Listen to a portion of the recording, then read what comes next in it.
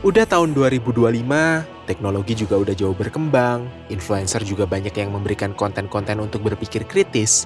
Tapi, masih banyak masyarakat kita yang percaya sama hal-hal mistis. Kok bisa? Kita bakal bahas di konten kita kali ini. Jangan lupa like, komen pendapat kalian tentang hal ini, dan subscribe biar gak ketinggalan pembahasan seru lainnya dari Baiklah. Kalau kalian lihat dalam daftar film terlaris di Indonesia, 4 dari 10 isinya film horor. Film kayak KKN di Desa Penari, Pengabdi Setan, Sewu Dino, dan Vina rame peminatnya di pasaran. Nggak cuma itu, konten YouTube dan TikTok yang isinya penelusuran tempat angker, cerita hantu, video penampakan, pasti rame ditonton orang. Ini adalah tanda bahwa orang Indonesia punya ketertarikan besar sama hal-hal yang berbau mistis. Kesukaan orang Indonesia terhadap hal-hal yang berbau mistis sudah menjadi sorotan Tan Malaka dari tahun 1943 melalui bukunya Madilog. Menurut Tan Malaka, ini adalah logika mistika yang dimiliki oleh kebanyakan orang Indonesia. Logika mistika adalah cara berpikir yang menghubungkan kejadian-kejadian dalam hidup dengan hal gaib atau supranatural, tanpa harus dicari penjelasan rasional atau ilmiahnya. Dan menurut dia, ini salah satu yang membuat bangsa kita sulit maju dan berkembang. Karena logika mistika ini begitu kuat, gak heran kalau banyak orang yang mencoba menyelesaikan permasalahan hidup mereka ke dukun. Dukun jadi semacam life consultant untuk banyak orang, mulai dari masalah kesehatan, jodoh, bisnis, bahkan sampai ke politik. Ada loh caleg ketipu 300 juta sama dukun yang katanya bisa nambah jumlah suara pemilih saat pemilu. Banyak juga hal lain yang bikin heboh. Kalau masih ingat, ada Ponari, seorang bocah kecil dari Jombang yang katanya nemu batu petir dan air celupan batunya bisa nyembuhin penyakit. Ada juga Wali Semangka, orang yang juga dianggap punya keistimewaan untuk menyembuhkan orang lain melalui air mineral yang diludahinya. Ini baru yang ngaku bisa nyembuhin penyakit. Belum yang ngaku bisa ngegandain duit, ditambah sekte-sekte aneh lainnya yang membalut ritual-ritual yang terkesan mistis atas nama keagamaan untuk mencapai keuntungan pribadi. Ini bukan soal logika, tapi soal keyakinan massal yang dibentuk dari generasi ke generasi. Bahwa kekuasaan, kesembuhan, keberuntungan, bahkan cinta bisa datang dari kekuatan yang gak kasat mata. Kalau kalian penasaran kenapa cara berpikir mistis ini bisa bertahan, yuk lanjut ke bagian selanjutnya.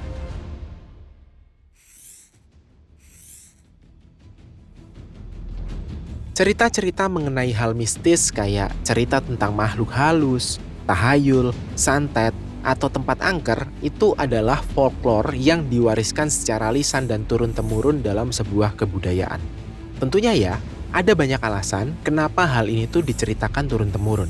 Salah satunya adalah sebagai alat pendidikan.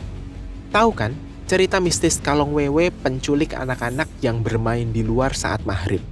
Bisa dibilang ini adalah upaya orang tua zaman dulu untuk mendidik anak-anak mereka biar gak main sampai malam. Sayangnya, cara mendidiknya nggak menggunakan hal-hal yang rasional, melainkan menggunakan cerita-cerita serem dan berbau mistis biar anak-anak takut dan mengikuti apa yang dipengenin sama orang tua. Media, baik media massa maupun media sosial, terus memperkuat logika mistika orang Indonesia. Mulai dari zamannya Susana, ratunya film horor Indonesia tahun 80-an. Acara TV pembuktian hal mistis kayak Dunia Lain dan Uka-Uka. Film horor esek-esek yang laris di tahun 2010-an. Sampai konten-konten pengalaman cerita horor, penampakan setan, dan lain-lain yang selalu viral di sosial media. Kita sebagai orang yang terus-menerus dibombardir informasi baik secara lisan oleh orang-orang di sekitar atau sama media yang juga seakan-akan melegitimasi hal tersebut, tentunya akan merasa bahwa hal ini adalah hal yang wajar untuk dipercayai. Apalagi ditambah dengan ketidakmampuan kita untuk berpikir kritis karena memang instansi pendidikan tidak mengajarkan kita untuk berpikir kritis. Coba diingat sistem pendidikan kita. Selama 12 tahun wajib belajar, jarang sekali kita diberikan kesempatan untuk berpikir kritis. Yang ada ya cuma dijejelin materi pelajaran. tanpa diasah pola pikir kritisnya. Dan ya udah gitu percaya aja kalau yang dikasih guru kita tuh semuanya bener. Padahal pola pikir kritis akan mengasah logika seseorang dalam menyikapi hal-hal yang sifatnya nggak logis. Ketika kita sudah nggak mengandalkan pola pikir kritis, nggak mencari pembenaran secara logis, berpikir dan berbicara nggak menggunakan data-data, maka kita akan terus melestarikan logika mistika. Untungnya, banyak konten kreator yang aware dengan hal ini dan mengajarkan kita untuk tetap berpikir kritis. Mulai dari pesulap merah dan Ferry Irwandi yang berani menantang pembuktian dukun, sampai Gena Alfarizi yang berani mencoba membuktikan apakah benar ada setan dengan membuat konten uji nyali di kuburan. Karena kalau logika mistika ini terus dibiarkan, ada dampaknya. Dan dampaknya membahayakan, baik untuk individu maupun untuk kolektif.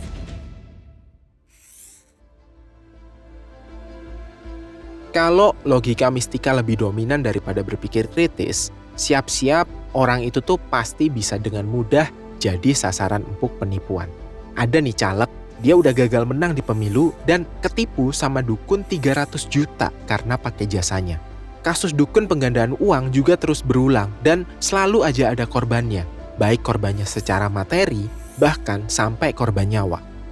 Logika mistika juga bikin orang mengabaikan solusi yang rasional. Ada yang sakit, malah perginya ke orang pinter dibandingkan ke dokter. Udah rugi duit, rugi waktu. Ada yang usahanya bangkrut, bukannya evaluasi strategi, malah nyalain penglaris warung sebelah. Padahal bisa aja emang makanannya yang gak enak, atau servisnya yang kurang ramah.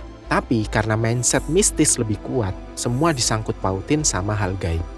Logika mistis juga bisa jadi sumber untuk melakukan penyebaran ketakutan dan hoax. Masih ingat kejadian di Depok? Seorang ibu menuduh tetangganya adalah babi ngepet karena tetangganya nggak terlihat kerja tapi berkecukupan. Hoax kayak gini tuh menyebar cepat banget. Simpelnya ya karena banyak orang yang memiliki logika mistika yang sama dan mereka pada akhirnya hidup dalam ketakutan yang nggak rasional. Dan yang paling fatal, semua ini bisa bikin kemajuan sains, pendidikan, dan berpikir menggunakan logika mandek. Cina udah mengembangkan motor yang bisa berjalan sendiri. Sedangkan kita beberapa waktu lalu, entah beneran atau settingan, ada cerita orang yang lagi ngedoain genset yang diduga kesurupan. Dua kata lucu, genset kesurupan.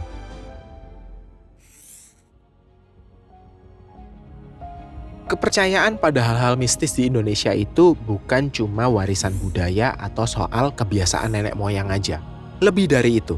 Ini adalah soal cara berpikir, soal kebiasaan menyelesaikan masalah dengan jalan pintas yang gak masuk akal. Banyak orang dengan logika mistikanya terbiasa lari ke hal-hal gaib saat hidup terasa rumit. Padahal seringkali solusinya justru ada di depan mata. Logika, ilmu pengetahuan, dan akal sehat. Perubahan gak akan datang kalau kita diam aja. Kita perlu mulai dorong literasi berpikir kritis dan sains sejak kecil. Melalui lembaga pendidikan, di rumah, dan media sosial. Anak-anak kita harus diajarin cara berpikir yang kritis dan berani nanya kenapa dan mana buktinya. Bukan langsung percaya aja gitu sama katanya orang. Glorifikasi mistis yang sering ada di media juga harus menjadi perhatian kita, baik untuk diri sendiri ataupun sebagai orang tua buat anak-anaknya. Mulai perhatikan apa yang kita atau anak-anak kita tonton. Buat media yang kita tonton sebagai channel untuk terus mengasah kewarasan dalam berpikir. Kalau memang sudah menjadi kebiasaan untuk menonton konten-konten mistis, konsumsilah sesekali saja untuk hiburan. Jangan keterusan, biar otak kita tetap waras. Dan buat kita sendiri, yuk biasain bertanya, ini masuk akal nggak sih? Jangan cuma langsung ditelan mentah-mentah cuma karena rame atau viral.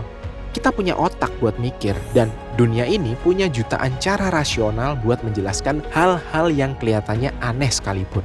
Kalau gak mulai dari kita, bakal mulai dari siapa?